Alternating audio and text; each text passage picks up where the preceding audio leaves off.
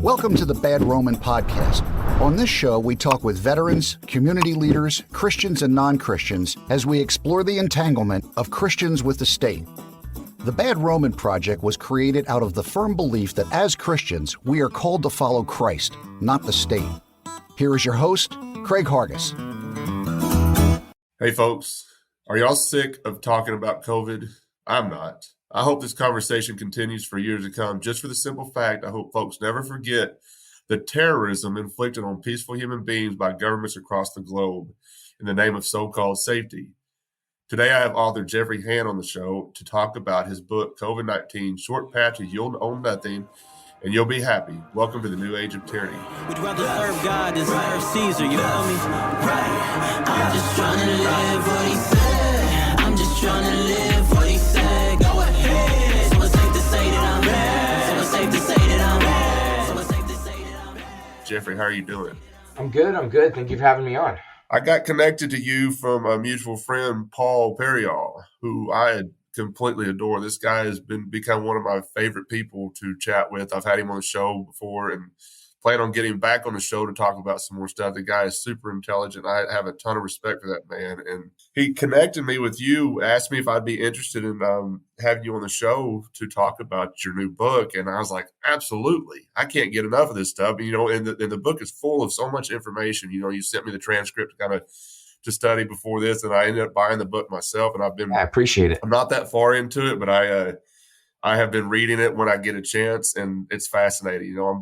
I can't wait to finish the book because, like I said, there's so much information with what you sent me before and what I was reading. I was like, I'm going to get the book. I want this on hand because it's got so many different things that people need to remember the next thing when it comes up. But before we get into that, why don't you tell us a little bit about yourself? In the book, you talk about you say that this book was 10 years in the making. Yeah. And you've got a pretty fascinating background. If you don't mind, just tell us a little bit about that, and then we'll get into the book. Absolutely. I mean, and I think it goes back even to like my high school days. Like I got into going to the rave scene when I was growing up in Orlando, Florida.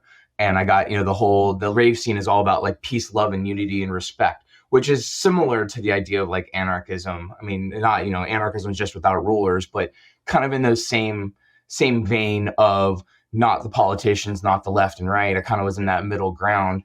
Got into computers pretty heavily, ended up going into the military and going infantry initially, and then did cyber intelligence after that. So I got introduced in the military for years, got out, started working as an analyst, analyzing political laws, things like that, developing software. So I'm a solutions analyst right now, and now an author. And pretty much, just kind of going through my life, learning as much as I can. And I always felt like, something was coming, something big was going to happen. I never really fit within the political, landscape. I always hated the far left because they were just, seemed crazy, but I didn't like the far right either. And I always found that middle ground, ended up finding libertarianism, kind of got into that for a little bit. 2012 rolled around and the GOP, screwed over Ron Paul in the 2012 election. And I had friends who were there when it happened, and they saw firsthand how they threw away votes and, changed the rules on the floor to screw over Ron Paul. And then they handed the nomination to Romney. So from that point, I realized that, that whole landscape is corrupt. And then, 2016 rolls around and they do the same thing for the DNC, and they hand Bernie Sanders nomination because he should have been the nominee, and they handed it to Clinton. And then, of course, the DNC leak happened, which they blamed on Russian interference, when really it was Seth Rich, who was a DNC staffer working for the voting, and he released it to WikiLeaks.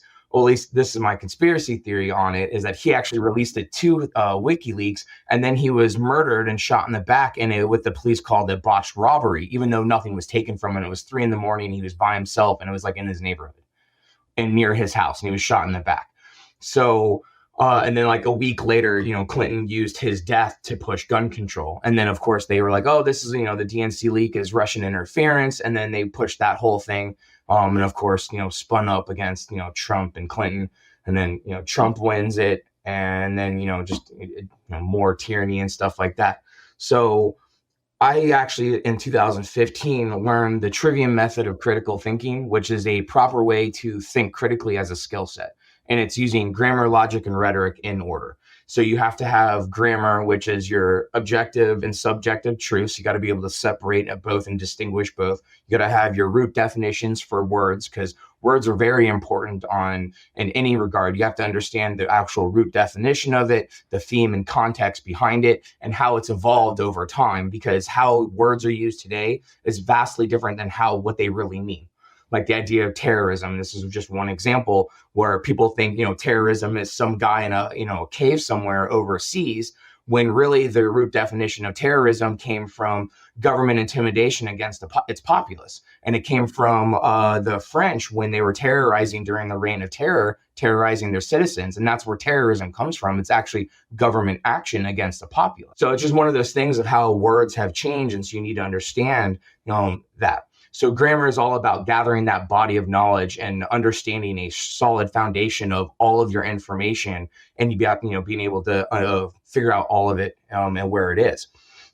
Then you move to logic. Logic is all about removing your personal held biases, your logical fallacies, because everyone has them, your inherent contradictions, all of those things everyone has. So you have to be able to look at yourself first, distinguish those, separate and fix those, and fix other people's logical fallacies, because you're using other people's information as well. And so you have to be able to parse that. Once you are able to do that, then you can actually produce a truthful rhetoric. So I learned the trivium method of critical thinking, started researching, root definitions. It was like a passion. Like I was addicted to relearning the education I was taught, since grade, first grade, kindergarten. And I started using it against climate change. In 2015, started researching climate change, asking, what if we are being lied to? That finding out all about that, how CO2 wasn't the main thing, and that quickly led me into basically anarchism. And so I quickly became an anarchist after learning the trivium, and I started to write articles to fix my own personal rhetoric. So my very first article was Why Taxation is Theft. So I wrote that article, and it progressed into, a bunch of different, I think I've done about 12 different articles. And I post mostly on Instagram, and I was posting news and, just different political topics. And I wrote an article in 2019 on vaccines. It was my first introduction into the vaccine industry. And I wrote that article and mainly focused around MMR and the measles vaccine. Because remember, in 2019, that's when that big scare was going around, and everyone was like, oh no, measles, we're all going to die, and things like that. So I wrote my vaccine article, and then come December of 2019, COVID happened, and that narrative just stuck out as, it was slightly different than all the other narratives, over the past decade. So from there, I just kept reporting on it.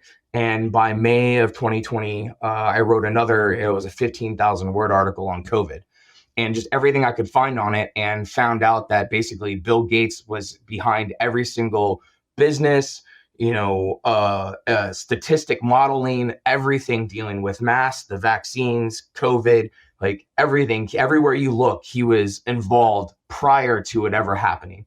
And so I wrote that article, and then in 2022, last year in April, I released a 19,000 word report on COVID. And about a month after that, I was like, you know what, I should just write a book.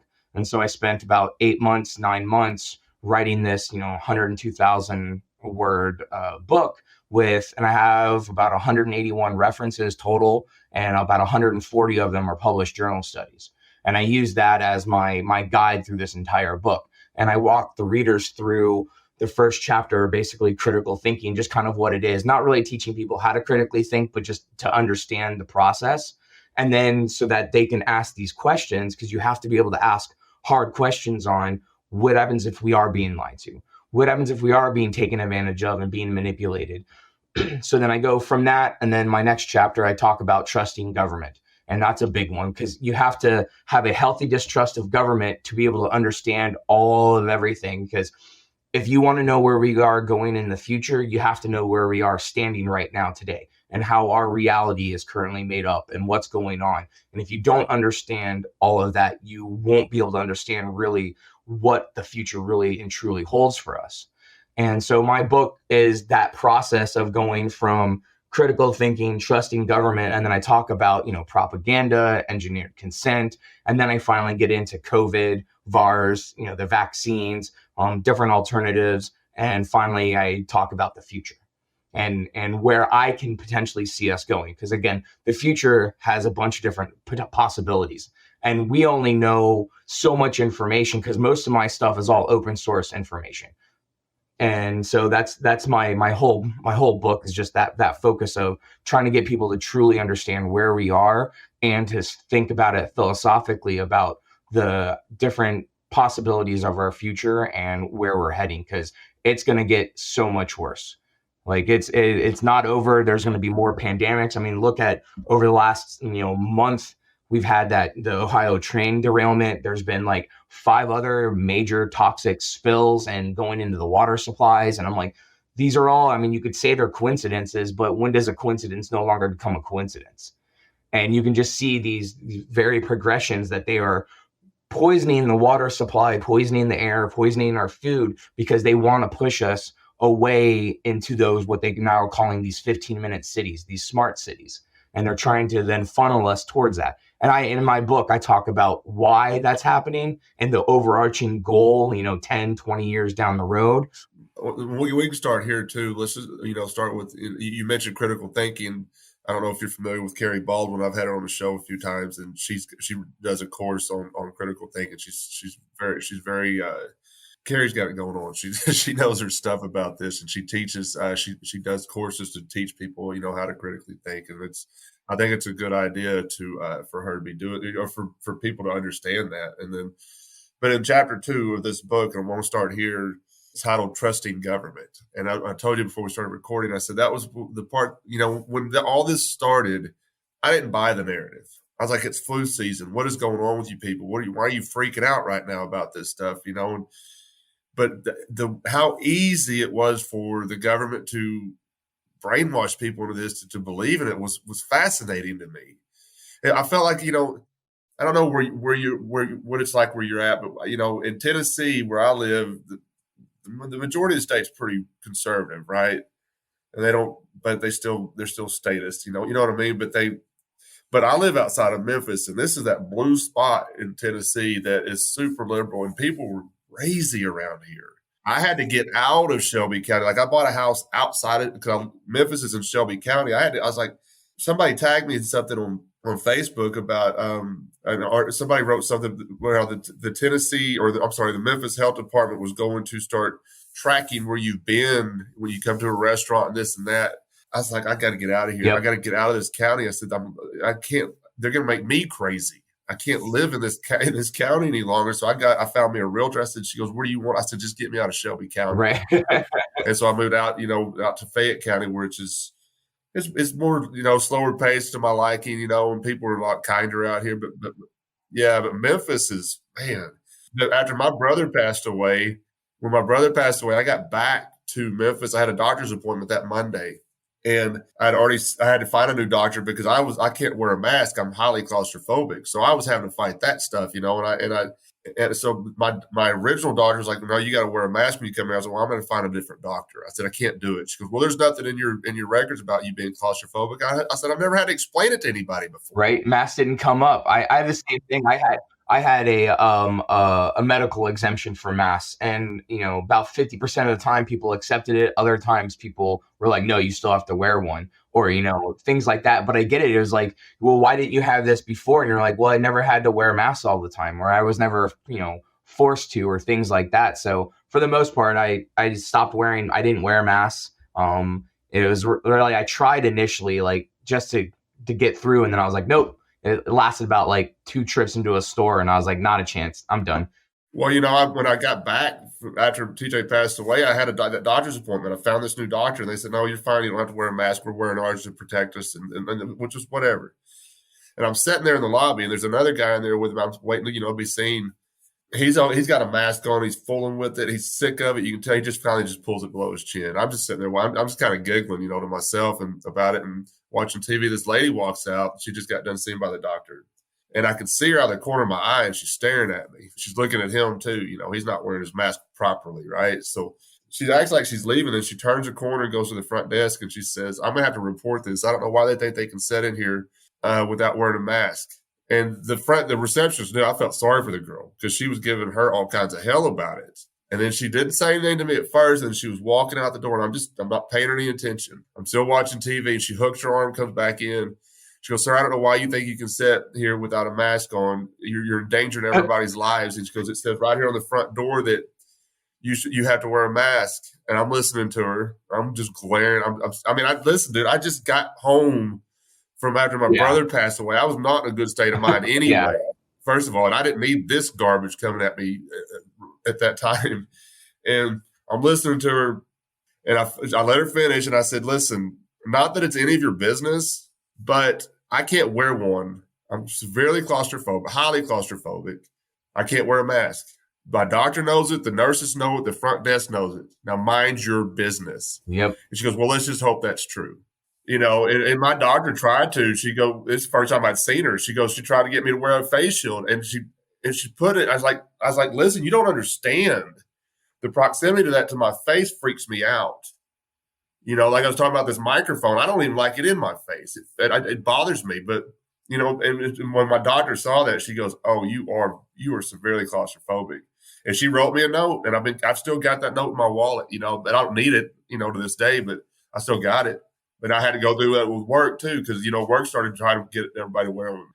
I had to get her to fill out some paperwork for me so he cannot. They're like, "Well, how long has this been going on?" And my daughter's like, "Lifetime." Yeah, and it's crazy because when you actually look at masks, they don't actually do anything. There is no medical reason, and one of my chapters is on masks, and I go through a bunch of different published studies showing that especially cloth does absolutely nothing. Even surgical masks, which should only be used during surgery in a clean room, that the studies even show that when you take large samples, data samples, there is no statistical difference between wearing a mask and not wearing a mask. And again, that's really just when you have someone cut open and you don't want to sneeze into them.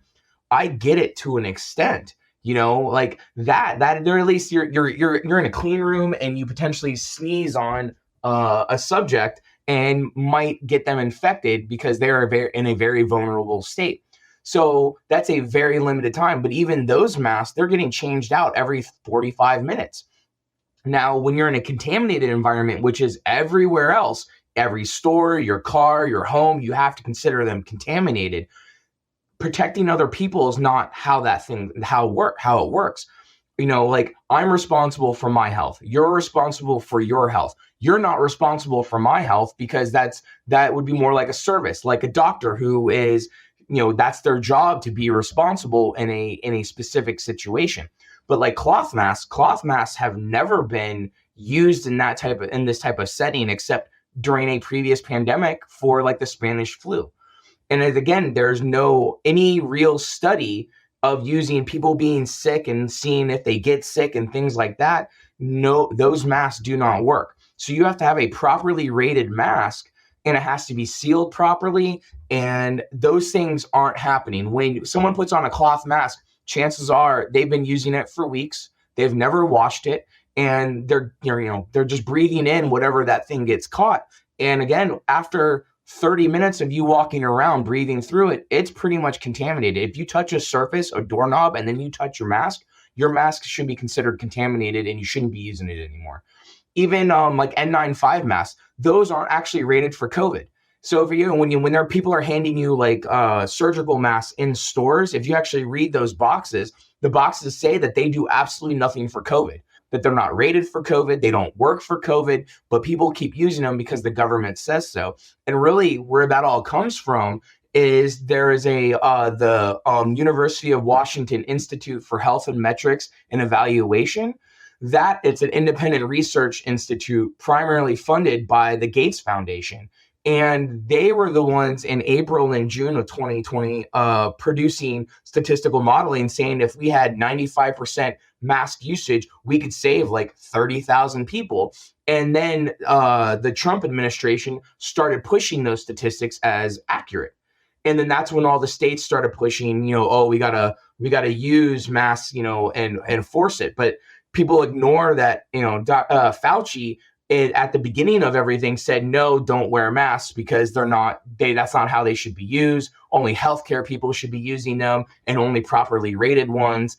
And then he changed his tune once China's head of the CDC came out and was like, hey, you need to start wearing masks all the time. And then Fauci followed suit and started pushing masks. And then with the statistical modeling and things like that, that's how we got into this universal mask usage. But it really doesn't work. And like, I know I've talked with some people who they say, like, hey, I have long COVID. I'm really sick. Everyone should be wearing a mask. It's unfair. Like you're threatening me because you're not, wearing a mask. And I'm like, you wearing a mask all the time is a good chance of why you have long COVID, because you're constantly breathing in that bad bacteria that you're expelling. Because, our lungs, every time you exhale, it's all bad bacteria and your mask will catch it. So then when you're breathing that in constantly and you have to consider that contaminated now. And if you're breathing that in constantly, you're going to keep making yourself sick. Not to mention that the more you wear a mask, the higher your CO2 levels in your body get. And one of the studies I talks about that and how high CO2 levels actually do get in cloth masks and other stuff, which lead to other physiological symptoms and conditions that then people blame on things like long COVID. And it's really all comes down to that. And that if we were truly wanted to do this properly, we would have to go to these industrial experts, for basically industrial hygiene experts, the subject matter experts in that, and follow what they call it's a specific hierarchy on how to deal with contaminants, and it's all industrial contaminants for like workers and things like that.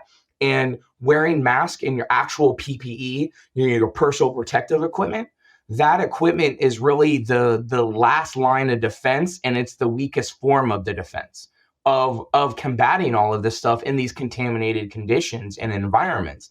And no one's doing these things properly because that's not the point of it.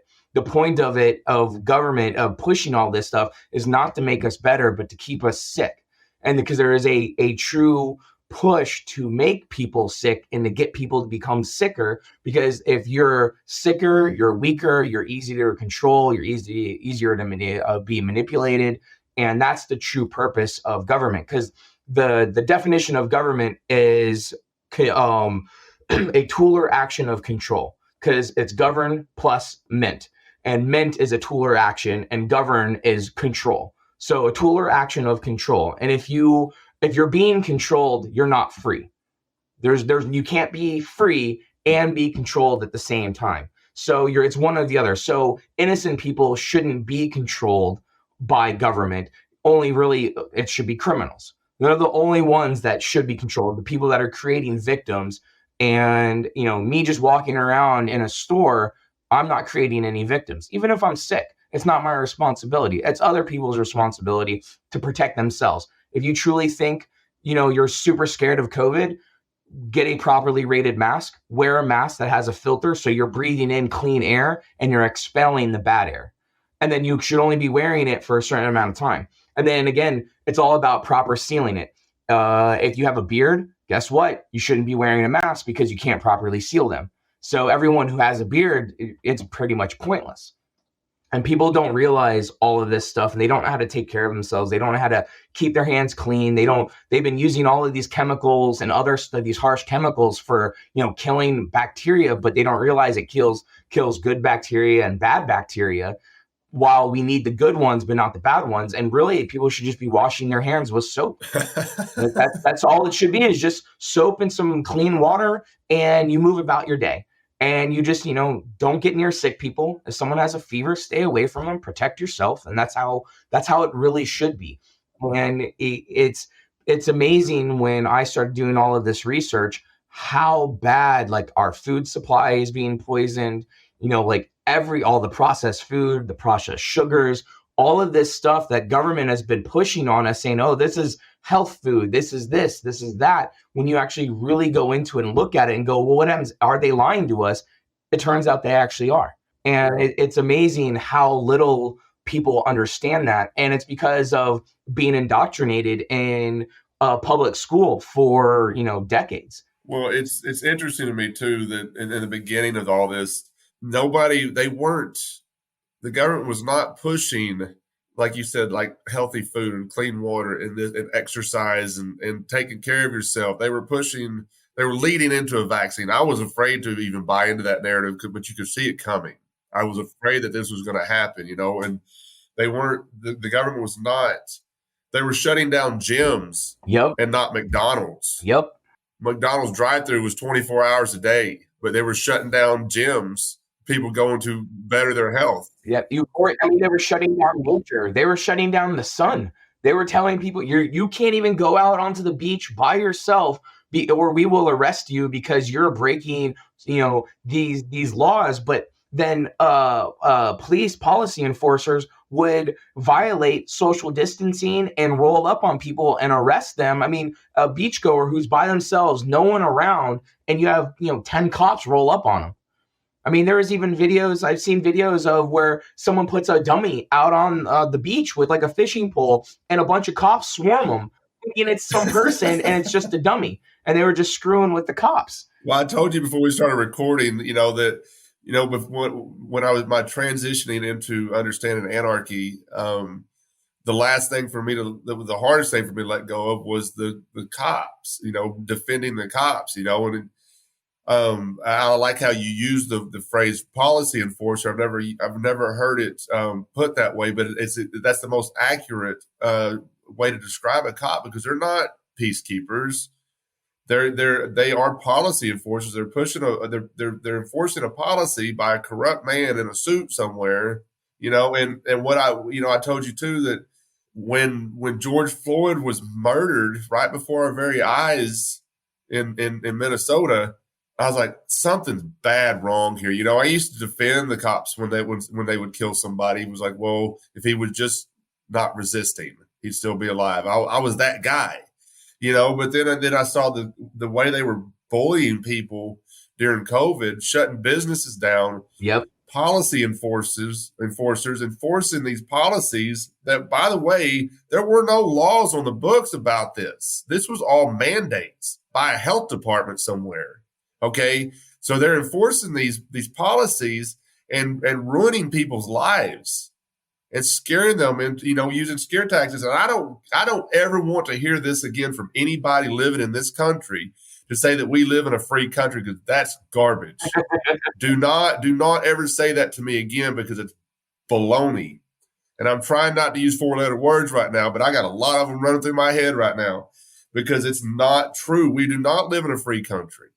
And if it was never more evident than during COVID, then people are just not going to get it. They're not going to believe that. They think that they can go change this at the voting booth. That's so stupid. How naive can a person be at this point to think that when there are 300 something million people in this country, and over half of them still go and vote and put these people in power that did this for 2 years, from 2020 until 2022. And now it's kind of waning. People gotten kind of sick of the narrative. I saw this, we'll get into propaganda as well too, but I saw this commercial yesterday. I was cooking dinner. I was watching the Final Four, just enjoying a basketball game, having a beer. And this commercial popped up, and it started off, and I haven't seen this commercial before, but Memphis loves these commercials for some reason. But it popped up and said, we should know now, and I'm paraphrasing, that how much we need to depend on one another. We've saw it over the last couple of years, and then we need to protect ourselves and others. And then it pops up 3 people, and they got masks on their face, and they're pointing to their arm, because that, and they're talking about getting a vaccine. And then I was like, come on, is anybody believing this stuff anymore? And I know there are. Listen, I try to give some folks some grace too if I see somebody out with a mask on. I don't care. I don't care if everybody else in this world is wearing a mask but me. Just don't tell me that I have to do it. Leave me alone. I'm not bothering you. Don't bother me. And that's where I don't know what I'm afraid of. And this is why I want to keep talking about this, because I'm afraid people will forget. And then the next thing that pops up, are you going to remember 2020 to 2022? Are you going to remember those years or no? I call people, the vast majority of the folks around in this country have the mind of a goldfish. They can't remember once around the bowl what happened. And I'm afraid that's going to be the next thing. The next thing is going to be bigger than even COVID. And COVID was huge. Absolutely. And back to the whole like policy enforcer thing, I call, the whole thin blue line. It's a modern, their police are modern day redcoats. Yeah. Because I mean, even Jefferson said that, the law is often but tyrant's will. Right. And the redcoats were the ones who were enforcing those policies of a king, and we revolted against that idea of tyranny and overtaxation and things like that. And we get to today, and you still see the police. They're the ones that are coming for your guns. They're the ones shutting gyms down. You don't see a politician rolling up on some gym saying you need to shut down. They're never going to do that. Right. I mean, even the federal government, doesn't overstep that much. They get the boots on the ground are the ones, the local policy enforcers. Those are the ones who are really the ones violating our rights. They're the ones forcing us, taking our rights away. And again, if we try to step out, then they swarm because they're a gang. And they then come in force to stop you. Or if they're just having a bad day, they might kill you, and just from a simple traffic stop.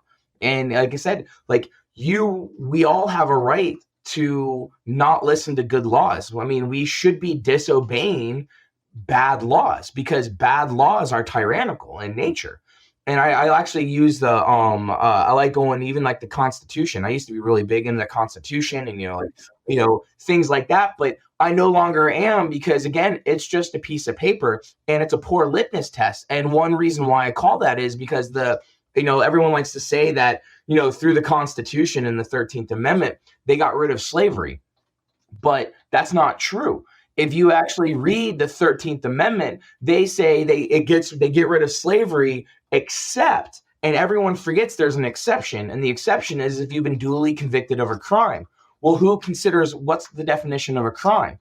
I mean, jaywalking's a crime. So you walk across the street and a cop sees you and they either go, hey, if you're white, they might ignore you. You're black, bam, they arrest you. And now you're a legal slave because you just committed a crime in their eyes.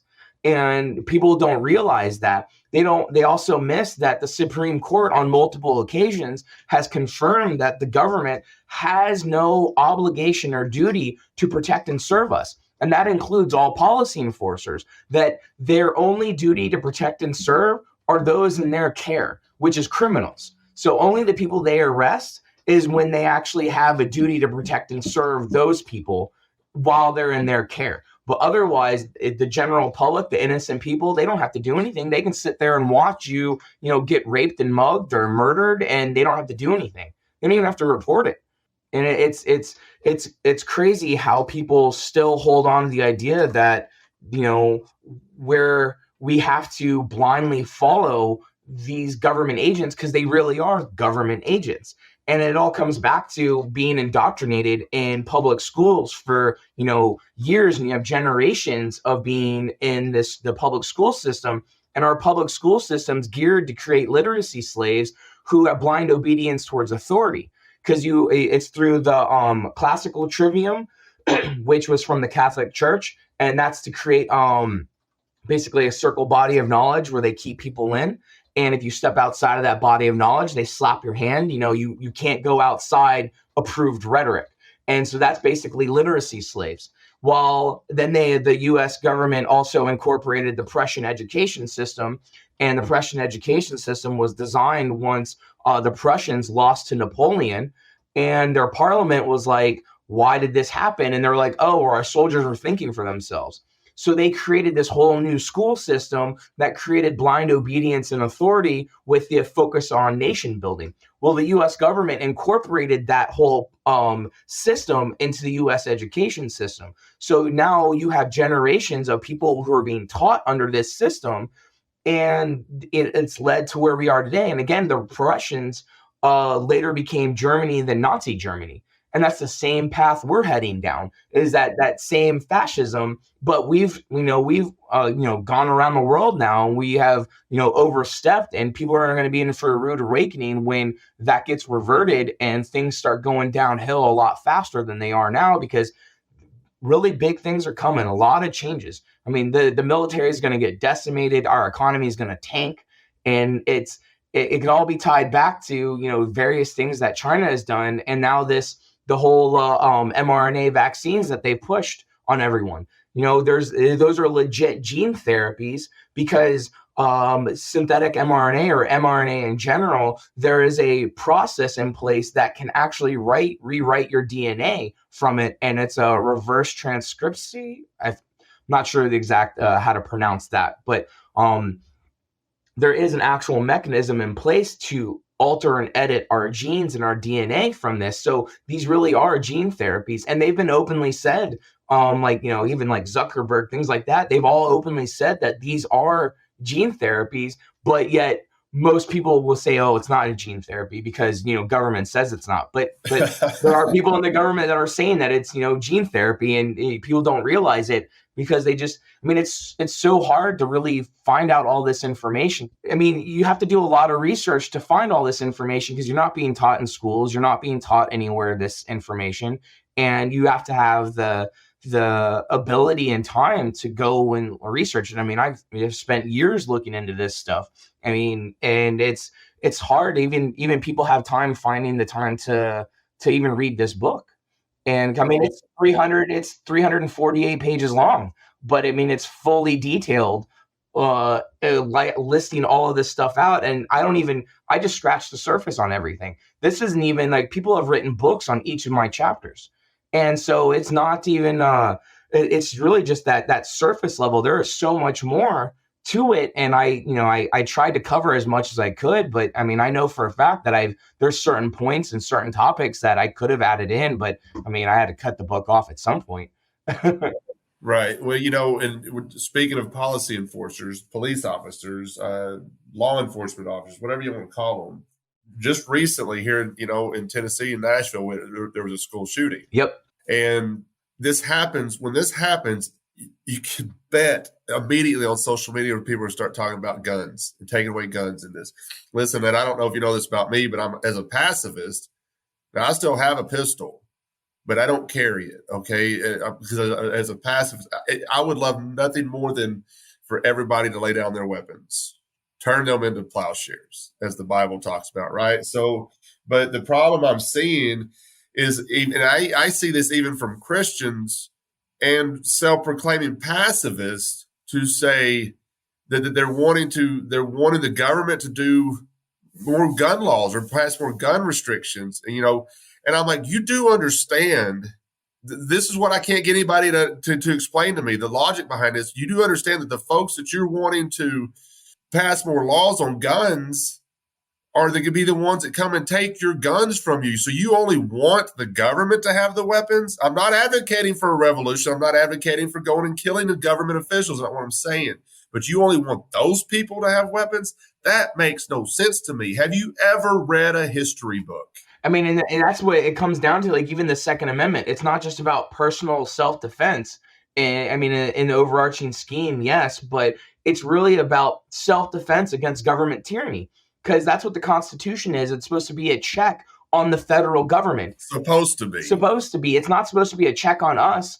It's supposed to put a check on government, not us. And government has flipped it and made it as a check really on us. And so any weapon that could be used against us, we should be able to have. Because again, it's that equal footing that we should be able to repel tyranny. I saw somebody talking about this. Like, are you saying that I should own a bazooka? I was like, absolutely. Yes, if the government has one, you should have one too. If you want to go spend the money, if you have the money, absolutely. And again, like I even go back to like the government, and I talk about it in my book that Plato, thousands of years ago, had enough evidence to see that government is a life cycle. It is not static. Everyone likes to say, oh, we're a constitutional republic. No, we're not. Government is not a static thing. It has a life cycle. Regardless of where it starts, it always eventually gets to democracy and then tyranny. After democracy comes tyranny.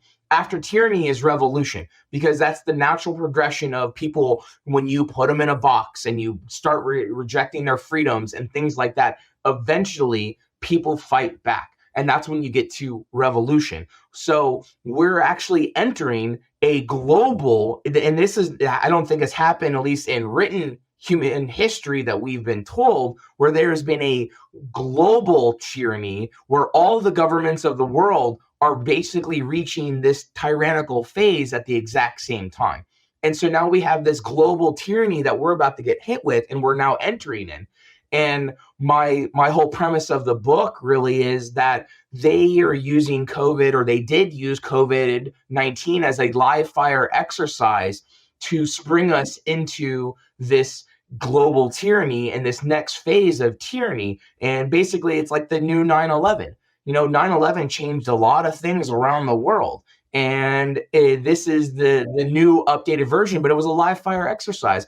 There's a lot of people who say that, COVID-19 was absolutely not real and it was just fake, and, viruses aren't real and things like that. And I can entertain those ideas, but it's also a simple solution that they created something in a lab. You want to call it bacteria, a virus, whatever. They created something in a lab through gain of function. They released it. It then spreads because it is all coronaviruses are common colds. So any coronavirus type of virus or disease is a common cold and will act like that. So if we don't have immunity for it, it's going to spread and take out some of the vulnerable populations and stuff like that, but it's a common cold. It's going to be endemic. It's just, it's just another thing that we have to deal with, and it's fine.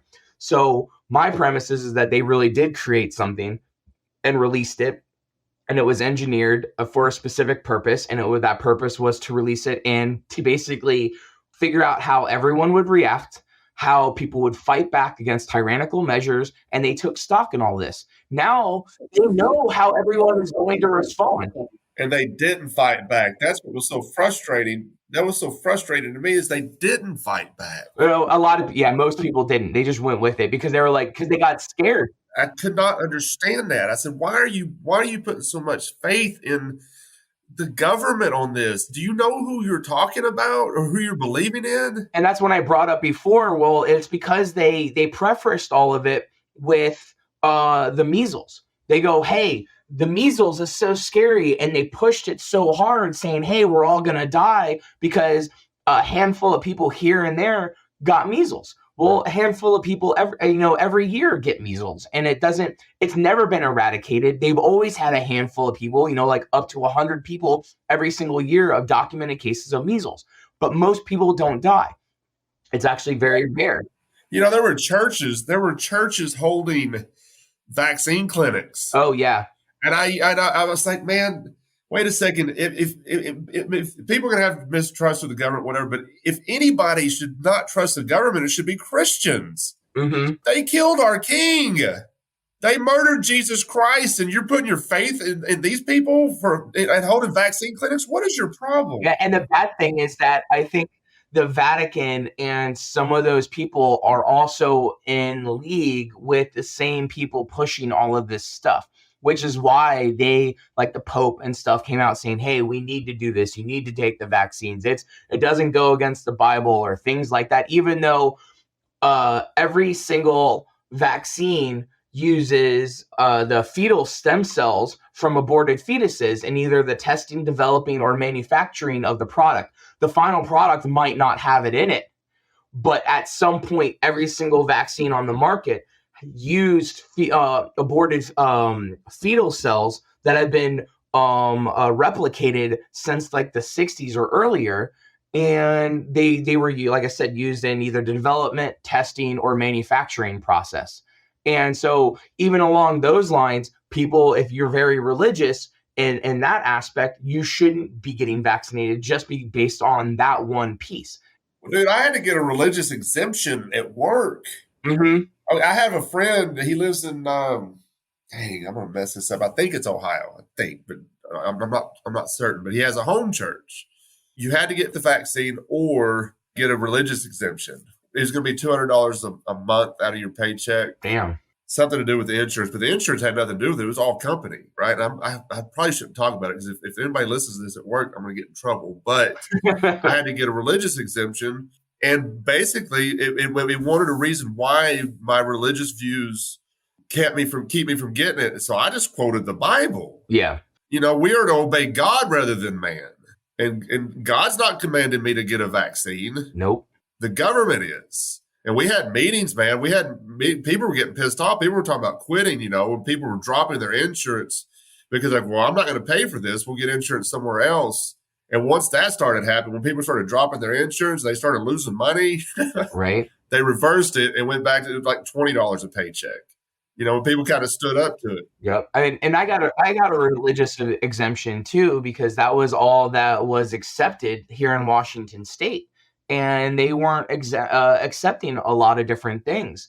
I mean, even a lot of companies were following, because again, the government was saying, hey, you need to force this or we'll take your business license. So a lot of companies weren't even the ones doing it. So the government forced businesses to be the strong arm of the government and to take on all the liability. So now if someone takes a vaccine because the business said to, or mandated it because the government was forcing them, and that person gets injured, now they sue the business, not the government.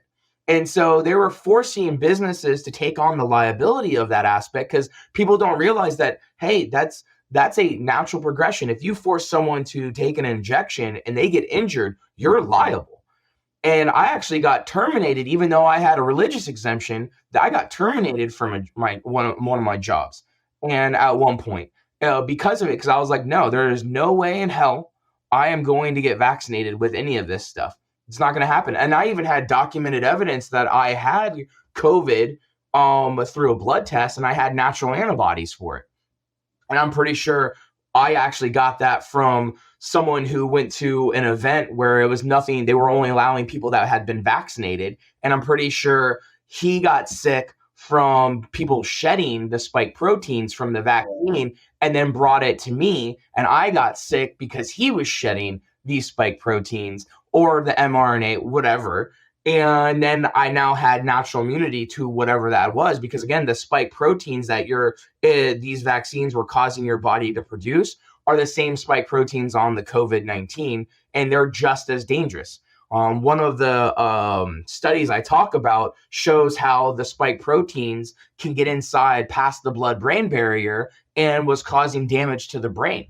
And I had a friend who was a virologist, and she was on this study and had shown it up. And this was in like October of 2020.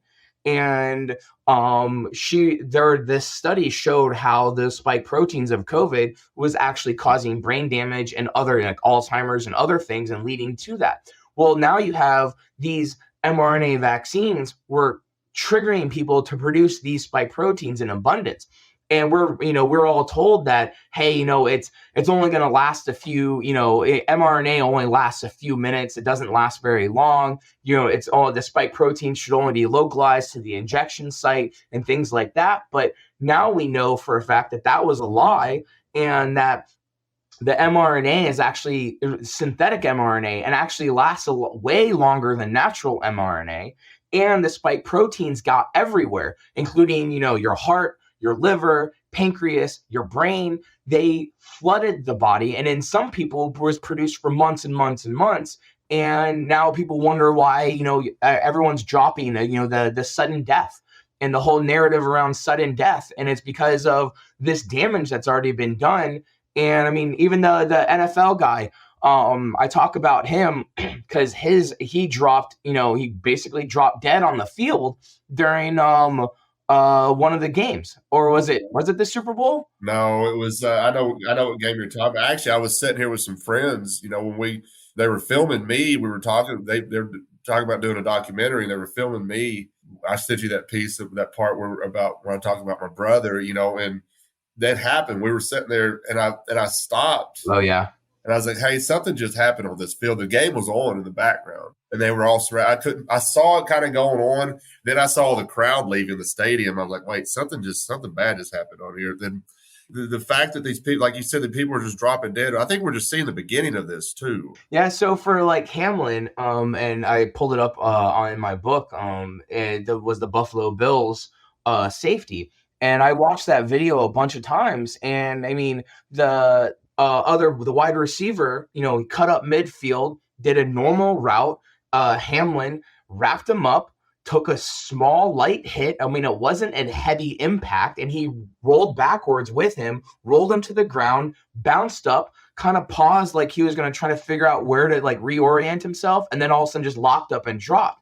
And immediately, mainstream media started pulling on cardiologists, talking about how, this is a classic case of what they call a commotio cordis, and basically a lethal disruption of the heart rhythm by a hit to the chest directly over the heart.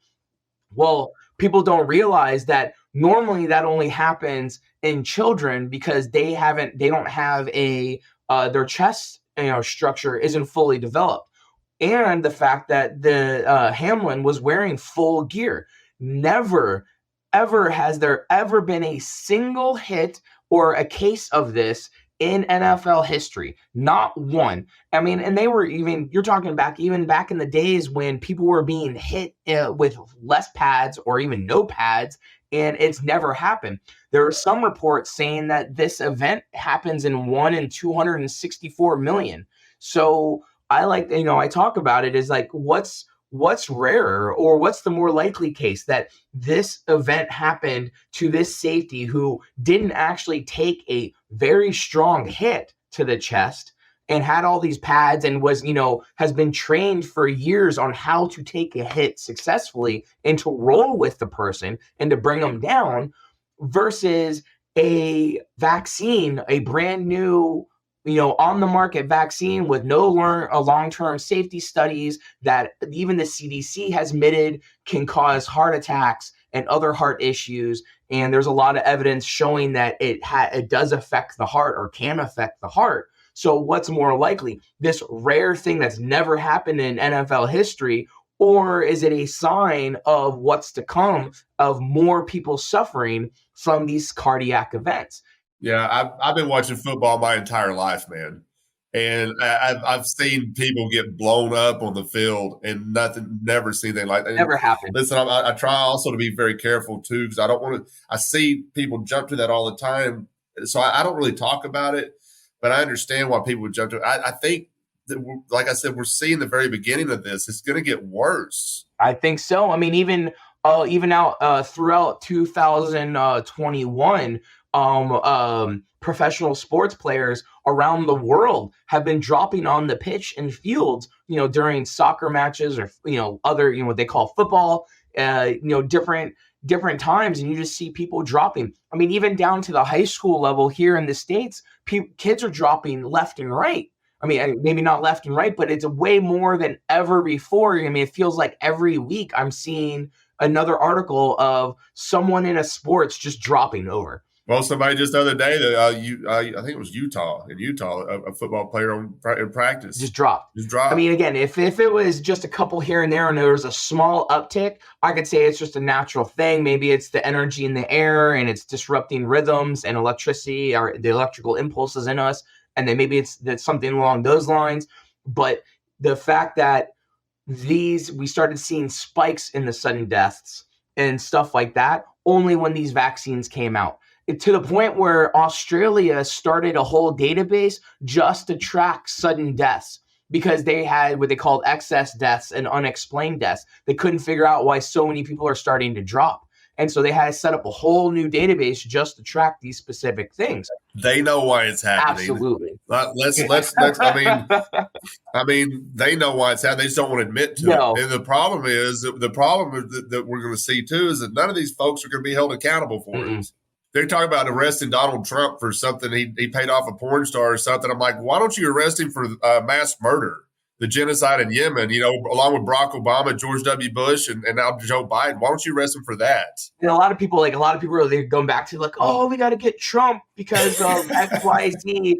He's going to drain the swamp this time for sure. Or, that's the way to save America is by going with him. But they don't realize that he's just psyops. He's controlled opposition. If you look at his background, who his parents knew, things like that, it's like he should definitely not be trusted. He is connected to all these people. He was a lifelong Democrat until he then started running and became a Republican. Oh, I know, man. Listen, a lot of guys I work with that live in Mississippi, they're super red, conservative, and I have these conversations with them like, well, I don't remember having a problem with the grocery store and prices going up when Donald Trump was president. I said, you do know that he played a hand in this, correct? Yeah, he brought us the vaccines. He is the one who did Operation Warp Speed that got us these mRNA vaccines that Gates pushed within less than a year. I mean, they took from the moment it came out and they decided to do a vaccine, they were like, we developed this in one day, and then they were hitting the manufacturing process.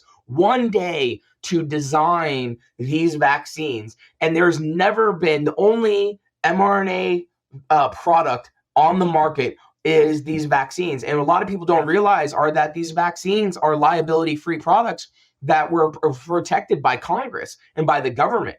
All vaccines, doesn't matter if you call something a vaccine and it gets approved for market by the FDA, it has liability protection by the government. And that's been in place since 1986 from the Childhood Vaccine Act. And so all vaccines. So if you want to make $1 billion of easy money, you create a problem, you throw whatever to the wall and you call it a vaccine. Now, all of a sudden you have, and who cares what comes from it. And like one of the things that I talk about in the book is that RSV is one potential issue from these vaccines, that it could cause these respiratory syndrome when they go, that a respiratory syndrome virus, and that these vaccines can trigger things like that later on because it's damaged the immune system. Well, now you have Moderna coming out with an RSV vaccine. It's because we see these spikes, and it's an mRNA one.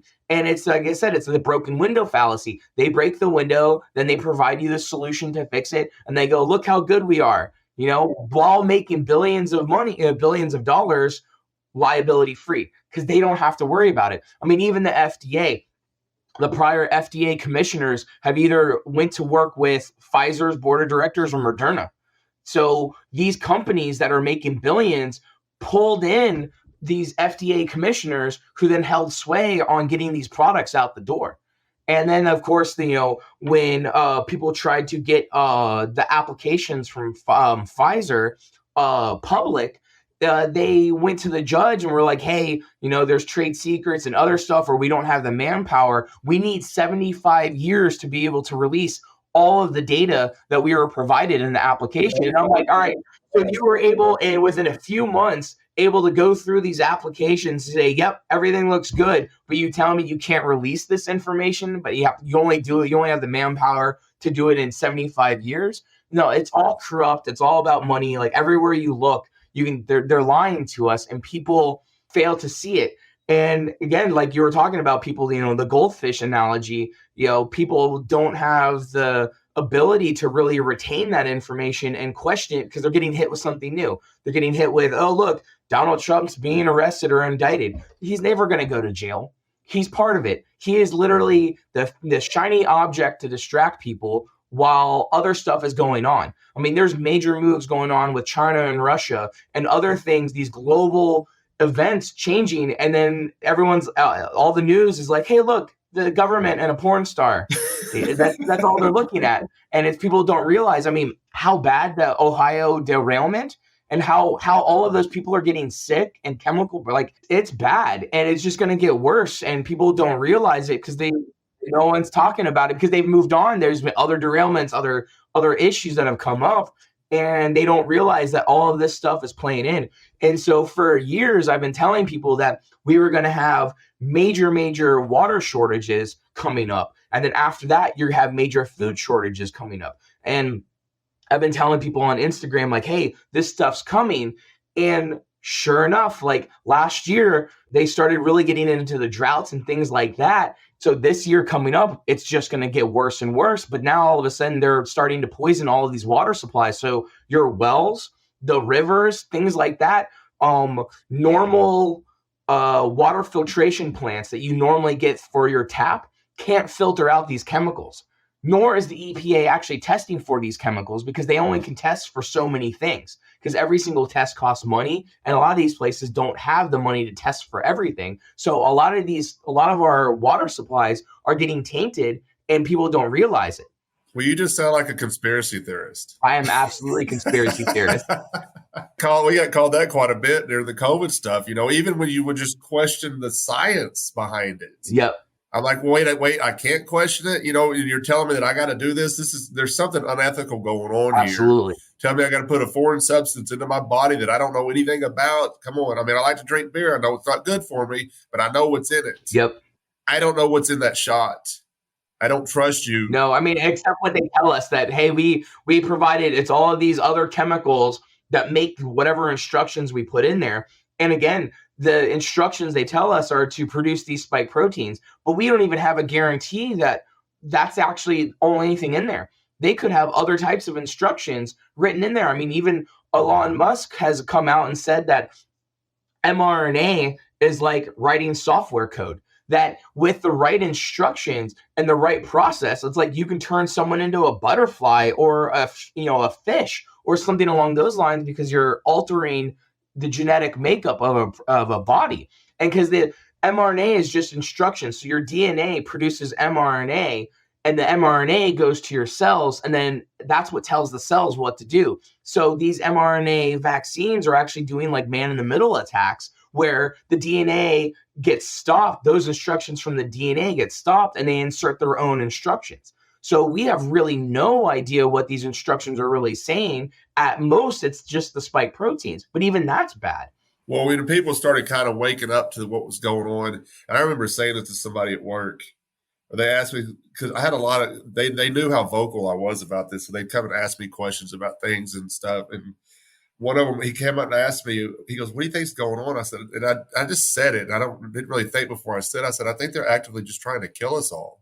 But then at the same time, they lose their revenue source if they kill everybody. So, you know what I mean? So with at the expense of maybe sounding like a conspiracy theorist myself, but like I love the conversations, and I believe a lot of that stuff too. I try not to say it out loud, because I don't want to be that crazy guy on the internet. Yeah, I mean, and I've gone through that whole thing. I've been looked down upon by family members, by friends, that I am crazy and, everything like that. But when you look into it, you're like, but look at this evidence, look at this proof. And people miss, connecting the dots. And I'm pretty good at seeing patterns and pattern recognitions and things like that.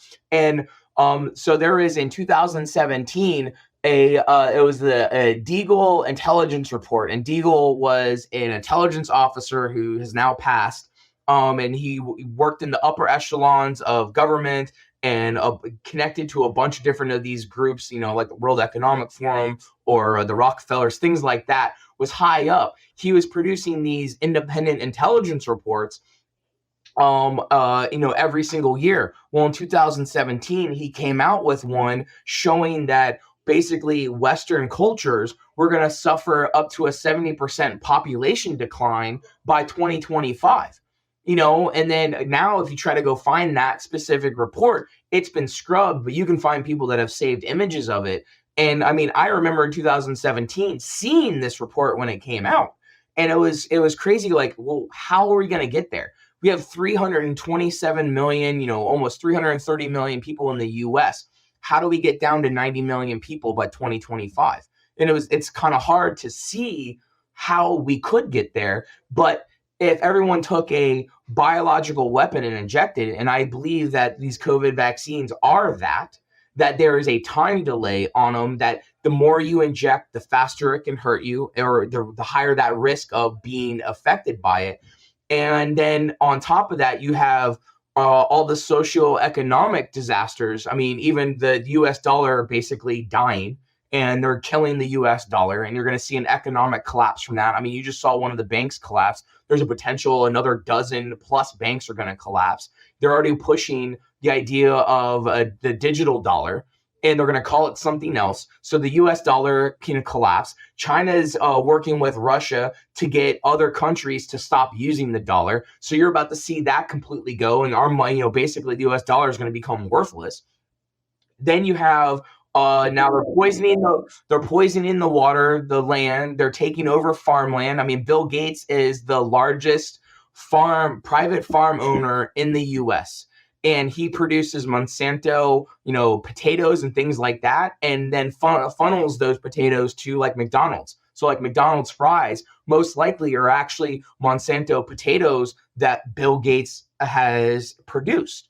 And so all of this stuff is happening, and seeing all of that, I can see how by 2025 we could see a significant decline, and they might call it as, the next pandemic. They might blame on really all of these factors coming to a head, and they go, well, actually, we're going to call it a new disease, and it's there. Or they do release something like a gain of function research around like the bird flu, and that the bird flu actually becomes infectious to humans. And then that goes through. So one of my quotes and what I talk about in my book is that an ex-CIA director at one point during an interview said that the next true pandemic is going to be a bird flu pandemic. And I lay out evidence of how they've been doing gain of function research for bird flu viruses and stuff like that out of Ukraine. And a lot of that was actually done through Hunter Biden and his like EcoHealth Alliance and one of the other businesses that he was heavily involved with. They were all doing this research out of Ukraine, and they were also involved with COVID. So the next virus has already been developed. It just hasn't been released yet. They have way, way more. And a lot of these labs, they have way worse things than COVID. I mean, COVID is going to be minor compared to what they could release. And they already know how to take care of themselves. They already know what to do. I mean, I talk about a lot of alternatives versus using these vaccines for like COVID. And they all have a very specific reason of why, the hydroxychloroquine, ivermectin, even cannabis, vitamins, all of those things play and help fight against COVID or even the common cold. And vitamins is one of the most important things that most people don't realize, is that most of the US population is vitamin deficient. Mainly a vitamin D deficient is one of the big ones. And of course, the government was saying, hey, you're not allowed to go out into the sun when, COVID was going around. And that was one of the main sources of getting vitamin D is the sun. Well, I think I heard this on the Rogan podcast recently, that they came out, they've come out now and said if people have been taking vitamin D, absolutely, they've been I think they said the deaths have been reduced to like 30% or something. Maybe less than that, but yep. And I talk about it in my book. I mean, even when I started researching all this and started getting into it, I'm like, okay, well, what is COVID? How does it affect you? What are the different things? I mean, I bought pounds of vitamin C. So like vitamin C, the sicker you are, the more vitamin C you can take in a 24-hour period. And they call it hitting tritation, is basically when you hit a point where you kind of have like a bowel movement. It's almost like diarrhea, but not. And you take a vitamin C 4 times a day, and you can even track it. Next time when you think you're healthy and you're perfectly fine, the amount of vitamin C you can take and orally is a lot less than when you're sick. When you get sick, the amount of vitamin C you can take in significantly increases to the point where it's almost a chore having to take vitamin C, because your cells require vitamin C to function properly. And these bacteria, these viruses, use the vitamin C out of it and run through it. So when you get sick, you can pump your system through vitamin C, and it'll help reduce the severity and the length of any sickness. I'm talking, AIDS, HIV, influenza. It doesn't matter what it is. Vitamin C is highly important. And if we were really going to make society healthy, the hospitals, that should be the first thing they do. You walk into a hospital sick, they hook you up to an IV with a high dose of vitamin C. That should be the absolute first thing they do. And then they discuss on, okay, well, what do you have? Because at no point does vitamin C injure anyone if you're sick. I mean, you're talking anything, even if you just have an infection, or you cut yourself and you have an infection, vitamin C helps fight against that. And then, like you were saying, vitamin D was a big one for COVID, that most people are vitamin D deficient. And that's another big one. Zinc is one, even vitamin A.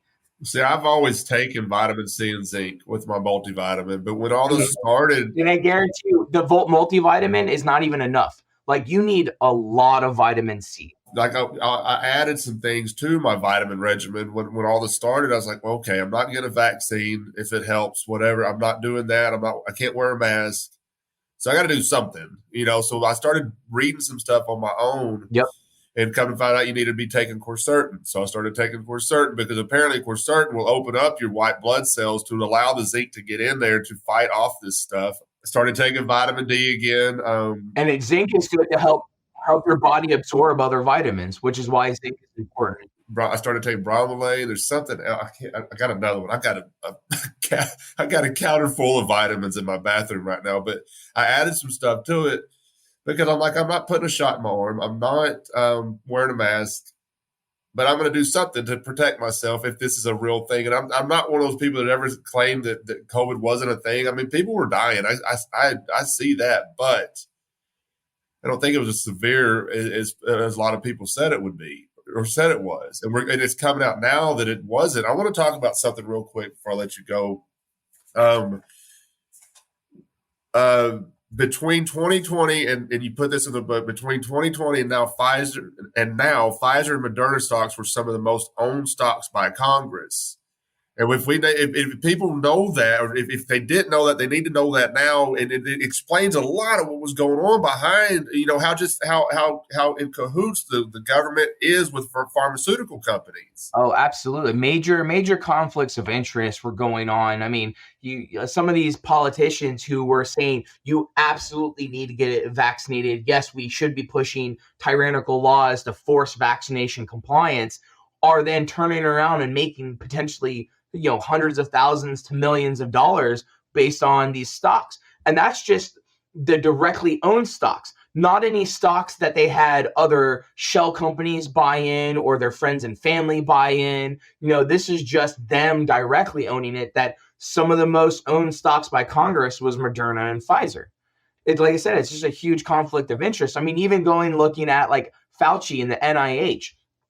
Fauci, a specific sequence of HIV, and he patented it. And this sequence is in COVID-19, and it's in the spike proteins of the COVID-19. So if they are replicating the vaccines to generate these spike proteins, if that sequence is in the vaccines, then there's a significant chance that these corporations are paying him royalties for the use of that sequence. And they don't realize that there's those connections there, that they're allowed to make money off of the vaccines or the research and development off of taxpayer funding, and they're allowed to make money and patent this stuff. And so you have these scientists who are making a lot of money, some up to millions of dollars in patent research based off of taxpayer money. And then they're, like I said, they're in league with it. They go to the boards, they work with Pfizer's directly to help to come up with this stuff and then push it through the systems. I mean, now the CDC came out and they all voted to add COVID-19 vaccines to the childhood vaccine list. So now all states, if they want to, can enforce the COVID-19 vaccines on children, and guaranteed some schools are doing it. Maybe not all, and it might not be all right away, but there's a lot that are going to start doing it now that it was at the end of last year that the CDC's panel and the FDA panel approved the use of these vaccines on children. Or at least to include it on the vaccine list that all children should be taking. And again, but COVID-19, the least affected person was a child.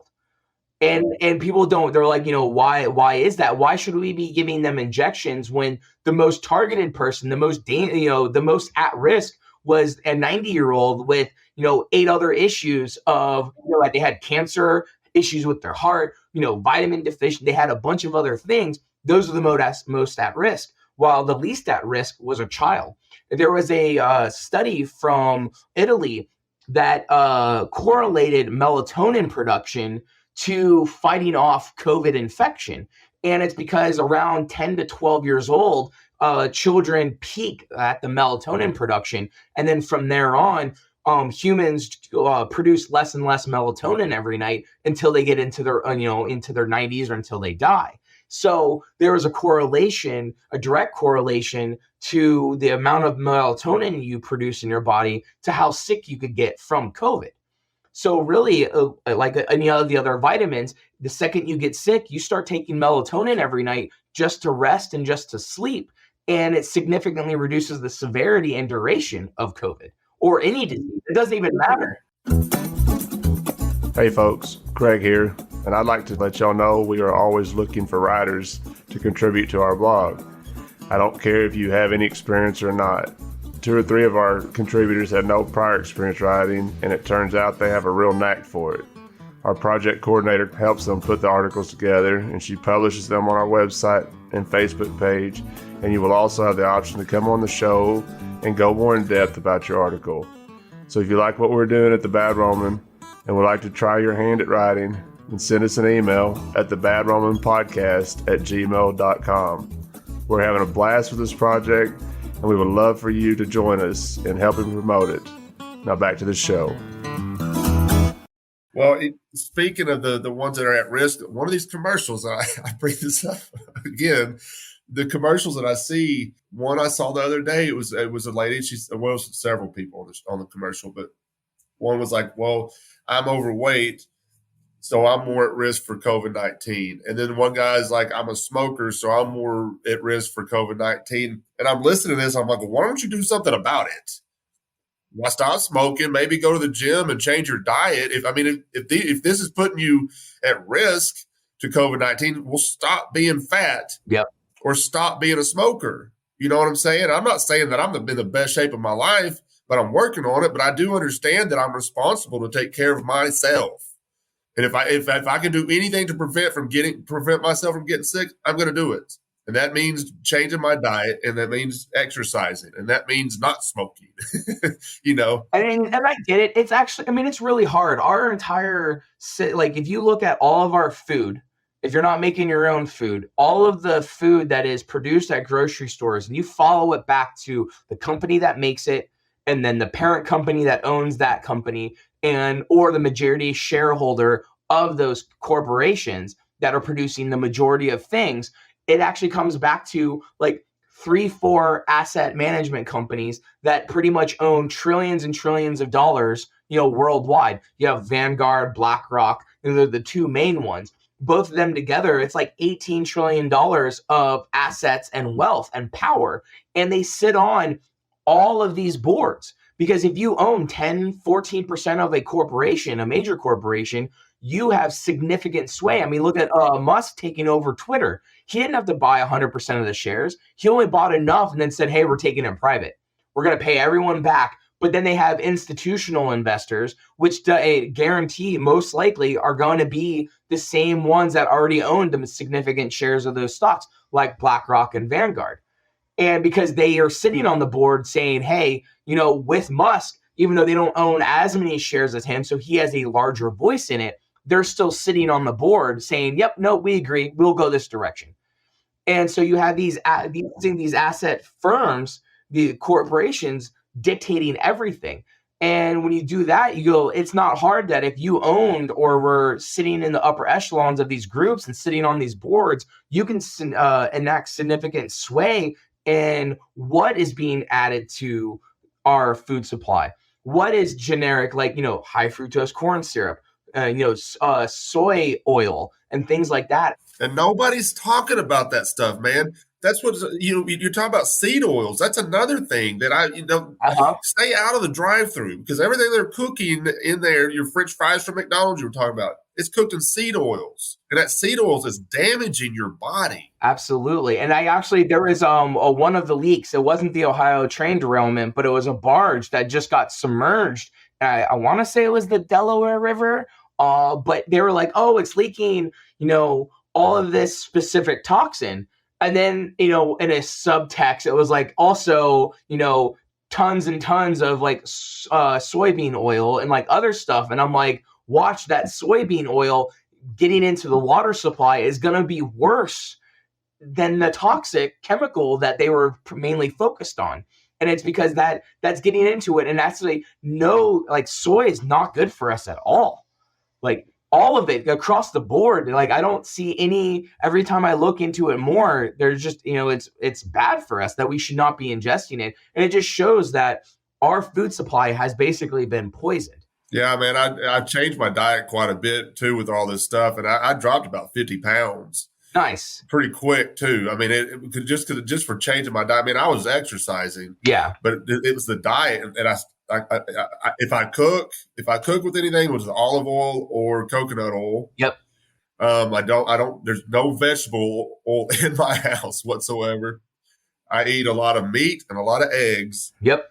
Meat, eggs, cheese, and fruit. And that's what I eat. And, I heard Rogan talking about, I listen to Rogan way too much, I think, but I heard him talking about what his diet. And I was like, I actually think I could do that, because I love meat. There's a local meat market here in the town I live in, and I get my meat from them. I don't buy it from the grocery store anymore, because I could go buy a ribeye from the meat market versus a ribeye at Kroger or Walmart.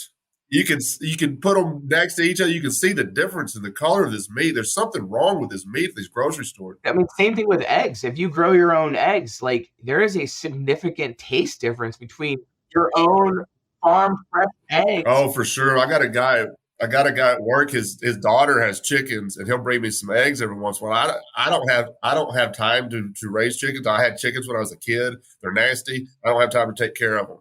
I wish I did, or wish I could hire somebody to tend to chickens for me. But he'll bring me some fresh eggs, and even the texture of the egg is different than what you get at a grocery store. You can even taste the difference in cakes, like even pastries, or when cooking with them, you can taste the difference between using a fresh egg versus a store-bought egg. And it's amazing, like, to the point where I'm like, it's worth it. Like, we have chickens, and I never knew it until, like, my wife was like, no, let's raise chickens and we're eggs. I'm like, you can just get it from the store, but okay, whatever. And we started doing it, and I was amazed. Like, I immediately was like, oh, this makes sense. Like, it's vastly different from what you can find at a store. They're delicious. They are. I mean, I love eggs. And, that was another thing. I started noticing that. I started talking about it too. The price of eggs was going up at the grocery store. I'm like, are y'all not sick? Because I'll buy them 60 at a time, because I eat eggs just about every day.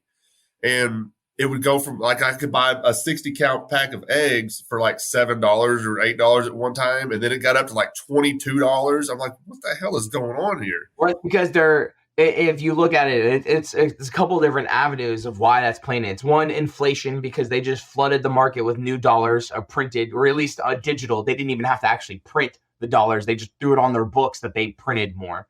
And on the fact that because of bird flu and other stuff, they started wholesale slaughtering chickens. So now you have supply and demand, is that the supply of eggs is significantly less. And because they're wholesale slaughtering because of bird flu and things like that, that's why you're seeing that such a significant increase, is that they're reducing the supply and you have inflation. So both of those combined together is why it gets worse. And it's only the beginning. It's going to get worse. Like, in chickens, like, if people realized they're not super difficult to raise. I mean, you just have to have a place for them, and you do want to keep them clean and stuff like that. And you want to grab the eggs every day. But if people focused more on even something as simple as growing your own eggs, it would significantly reduce the demand on the market. So when things like this did happen, it wouldn't actually be that big of a deal. because more and more people would be self-sustained.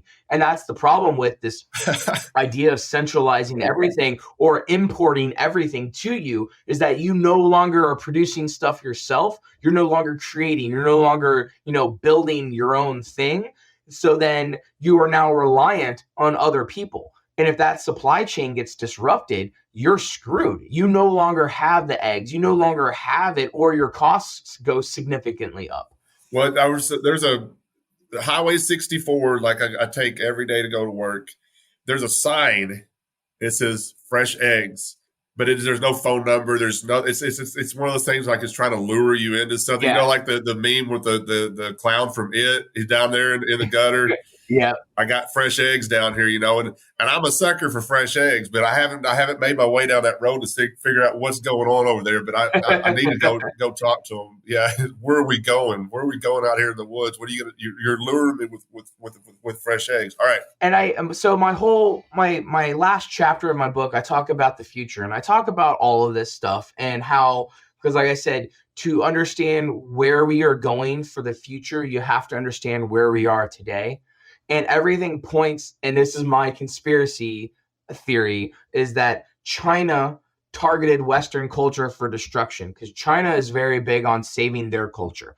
They are focused on maintaining culture and keeping their culture, while the U.S. is, let's bring all the cultures together and let's expand. Let's expand the empire and move forward. And they're more focused on that. We don't really have cultures here. We have a bunch of other people that have brought cultures, but really there's no American culture. I mean, unless people were like, oh, well, gun culture. And I'm like, I'll take it. But I think that if you're China and you wanted to take out Western culture because it stands against your culture and what you want to accomplish moving forward, how do you do that? Do you go toe to toe with them? You're not going to invade because you have a gun behind every blade of grass. You can't do that. Right. But what you can do is make it and destroy it from the inside. You can give someone, cause this pandemic, have people inject something that you had a hand in making that is a ticking time bomb that in 5 to 10 years, you could sterilize an entire population, kill off 50% of the people that have injected it. Like, you could have all of that, and then you could tank their economy, tank the US dollar. You can poison the food supply, and you can do all of this without setting a single soldier on shore. Not to mention, you have tens of thousands of basically cells of people who are completely loyal to China, like spies, if you will, but they're just sitting here. They're doing absolutely nothing. They're not creating any problems. They could be the nicest people. You might be friends with them, but they are absolutely loyal to China if China rolled in. So my theory is that all of this is happening because they're pushing it to destroy us. Because again, the military has already been tainted by all the vaccines. So if it really people start really dropping, you're now going to see a huge decline in our military might. And the amount of people that have already injected themselves here, you're going to see these big changes. Poor food, poor water, our ability to protect ourselves from an outside force becomes significantly less and less and less. So my theory is that's all happening so that they can then come in and invade. Now, the reason why they're invading is another story and another topic. I do talk about it in my book, and it's a much larger scope of things to come. But there are reasons of why, and I do talk about that in my book. One of them is to actually gain access to the underground cities and highway systems that the U.S. has been building for decades, like under Denver. There's tons of work constantly being done, and there's evidence showing that they have been doing this stuff for decades under the guise of nuclear fallout or something like that. But that's not the purpose of these underground cities and highway systems, because if it was for nuclear fallout or because, of a nuclear attack, what we should know about it. Because again, if Russia launched a bunch of nukes at us, you're talking minutes before it hits. There's no way to get, hey, the entrance to your shelter is, 20 miles away and you have minutes to get there. It's not possible. So it's not feasible. So anyone saying that they're building this stuff for our protection is wrong. there is another purpose for it. So again, like I said, my future chapter and even my mainstream science chapter, where I talk about mainstream science, I get into the reason why this stuff is happening and where we're going and why, or at least I speculate on why these things could be happening. Well, I haven't got that far in the book yet, so I look forward to reading that part. One more thing before I let you go. I said that a while ago, but I want to talk about VAERS, or you pronounce it VAERS, VAERS. Yep. It is. You said there has been more adverse events in less than 2 years for reported hospitalizations, deaths, and total counts attributed to COVID-19 vaccines combined, spanning over 30 years. Now, in the last 2 years, this is happening. And every time, like if I would read something from VAERS and I would share it, you would get blasted. Like, and they would discount what they were saying. And I don't understand why. Because it's a voluntary reporting system. And it's the only database that is government sanctioned for tracking adverse events for vaccines. Because remember, vaccines are liability-free products backed by government. So the only database that is capturing adverse events is this database, and it's underfunded. It's behind schedule, especially after the last 2 years. They don't have enough people to process everything. So they're only processing, only the numbers that hit the system have already been looked at and processed. There's still a backlog of cases that haven't been processed. And then to even get restitutions through this process, there's a special court system that you have to navigate through, and it's hard. They've paid out, like $4.6 billion in taxpayer funds to cover restitutions from vaccine injuries. And this is just normal these are just your common vaccines, MMR, the flu vaccines, all of these vaccines that have been around for, decades. They paid out $4.6 billion to settle basically lawsuits using taxpayer funds for these damages and deaths that have occurred. So when you look at all of that, starting when these new vaccines came out, the total in the last 2 years of the database, the official database numbers is higher than all vaccines combined over a 30-year span. So when people are like, oh, the vaccines are safe and effective, and I'm like, but for who? You can't quantify how safe and effective they are except repeating, oh, they're safe and effective. Oh, they're 95% safe and effective. But are they? Because that's the same rhetoric they use for all vaccines. You're telling me all vaccines are the same? This new mRNA technology that has never been used before in anything is absolutely safe and effective with only a year of research. And you're talking to not even 10 years of research. We have no clue what damages these things could cause 10 years down the road. We have no clue if they are altering DNA to where parents have a kid, that whatever changes happen get passed down to the child. So maybe the say a mother gets vaccinated, then gets pregnant, and then has a kid. You have no idea if that kid is sterile or not. You're not going to know until they get old enough to have kids, and then all of a sudden they're like, oh, I can't have a kid. Oh, well, you're sterile somehow. We have no idea the long-term ramifications of this mass experiment. I mean, even Obama in one of his speeches told everyone that basically we have now clinically experimented on 1 billion people worldwide. And it's baffling because you try to tell people that and they just have that idea of, oh, no, it's safe and effective. And they have no idea how bad things could really be. And it's already too late. They have already done this. And now it's just going through the motions on, when is the ball going to drop? What are the real true damages these things have caused? And we won't know. I mean, it could be 5, 10, 20 years till we know the true scope, hindsight, 2020 and all. Because there's, like I said, there's no proof. There's no other products. We can't even compare them to previous vaccines because traditional vaccines that we're not using those. And again, a lot of people just don't understand that these things really are damaging people and they are not safe and effective for everyone, which is why they should never be forced. And they, if if people, went through my book, I even talk about it. If you read through all of my book and everything that I lay out and you still want to get vaccinated with these, 100% on board with your decision. I don't care. That is you. You can take whatever you want if you think, because again, your health is your responsibility, but it should never be forced on others, ever. Good ideas don't require force, right? Exactly. And that's the scary thing, is that we don't know really what this is going to cause. And the way I see everything playing out is that nothing is good, that we are going to go downhill, and we're about to witness something, I would say, spectacular.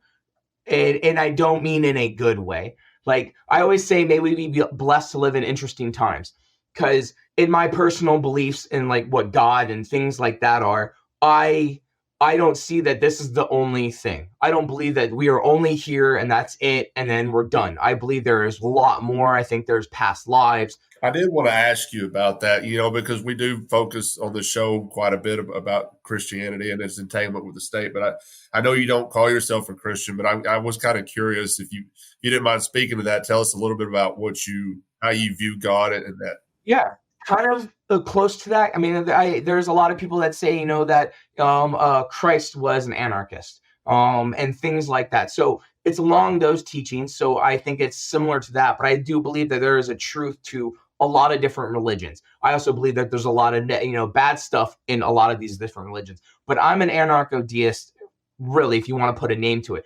I believe God wants us to be free.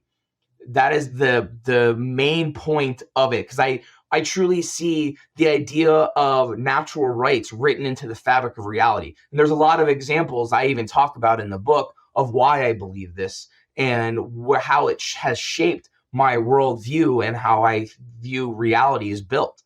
So, but like I said, I don't think God wants us to be free. And if we're free, then we have to make our own decisions and not through force. So I literally, even my spiritual view, my religious view stands against tyranny in all regard. And I would rather have that dangerous freedom over, peaceful slavery. Right. Well, I'm going to read you a scripture. It's Galatians 5:1. And speaking of, you said God wants us to be free, and I completely agree. And it said, it is for freedom that Christ has set us free. Stand firm then, and do not let yourselves be burdened again by a yoke of slavery. And I think that's fantastic. And I think you're absolutely right. God wants us to be free, and being burdened with a yoke of slavery. People, we talked about slavery a little bit earlier. If people, I don't think they abolished slavery. I think they expanded it to everybody. They did. They did expand it to everyone. And again, if your true goal is to control, and that's what government is, you want to control everyone, not just one, and a complete control. But I mean, even speaking on the religious aspect, I try to avoid throughout the entire book, except in my future chapter, I tried to avoid talking about religious undertones, because I have a hard enough time talking to people about straight facts and scientific facts and things like that about all of this stuff before adding in the idea of religion and stuff like that. But the problem is that there's 8 billion people on Earth. 6 billion of them belong to some type of religion that believes in good and evil, heaven and hell. So you can't discount a religious undertone to what is going on just because you think it's some crazy crackpot idea. And one of my examples in the future chapter talks about the Balenciaga photo shoot that happened last year, that big scandal where there were all the children and they had the stuffed animals and BDSM gear and things like that. Well, I dove into that and started researching it, and there's a huge religious undertone connected to it, dealing with Satanism and LaVey's, Aleister Crowley, LaVey Satanism, like that whole group and those people tied to it, including even Scientology and stuff like that. You can see that there is this religious undertone dealing with Satanism and demons and child sacrifice and, all of this stuff. So I use that as one example, getting into the religious, and I go into detail about it. And it's crazy how that stuff is now in your face and public. I mean, look at what the singer, at the Oscars recently. I think it was the Oscars where he did the Unholy, and it was the whole like Satanist dance group and stuff like that. This is now being more and more in your face, and it's being pushed. Whether the upper echelon people that are doing it truly believe it, but there are definitely people that absolutely believe it and are pushing these evil things because that is the groups that they belong to. And it's all secretive. And again, it's crazy when you actually take the time to research it and look into it, and without just straight discounting it because you don't believe it. Or you are like, oh, I just can't see that there's a bunch of secretive groups out there doing evil things. But there's been secretive evil groups in existence through all of time. I mean, there's ample evidence throughout history that these things have happened. I mean, again, we have, full Moloch, it's a child sacrificing demon, a devil. And these things are, Satan, things like that. You have people that worship these evil things in some regards. You can't discount that as being part of the overarching, or at least influencing a lot of the things that we're seeing today. And a lot of people fail to grasp that those things are happening. And there is a base, and like some people have said that, it's a fight for our souls. And I believe in some regard that is absolutely true, that there are people who truly believe and are using the occult magic and other stuff like that to try to absorb our souls. And to me, like, my soul is my energy, my consciousness, my pure consciousness. And, and we're all tied to it because we're all electrical beings. We're all plasma. It's all about energy and frequencies and things like that. And my idea of what God is the pure source of consciousness that we're all a part of. And to me, that is what God is. That's why God is everywhere and knows all things, because it is the source of us. And I believe that these people do know it, into an extent, at least some, but they're doing evil things, like I said, like occult magic and stuff like that. And they're focused on trying to, turn us evil, or at least get us to accept it in a way. And again, it's all about this manipulation and control and this whatever end game it really is. And I'm not fully sure what, that is, because like one of my things that I have never done was fully dive into researching, the religious aspects of all the religions. I know enough to know things, but I'm not, a theologian, or I haven't devoted my life to it, so I don't know all the domain knowledge in it.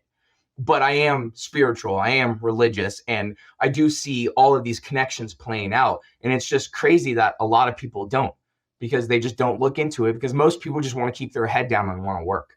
They want to survive, and they don't have the time, or it's too scary to contemplate that, hey, these people could be doing this stuff, and it could be, a way to damage our souls or to turn us evil, or, things like that. Because again, what do you do about it?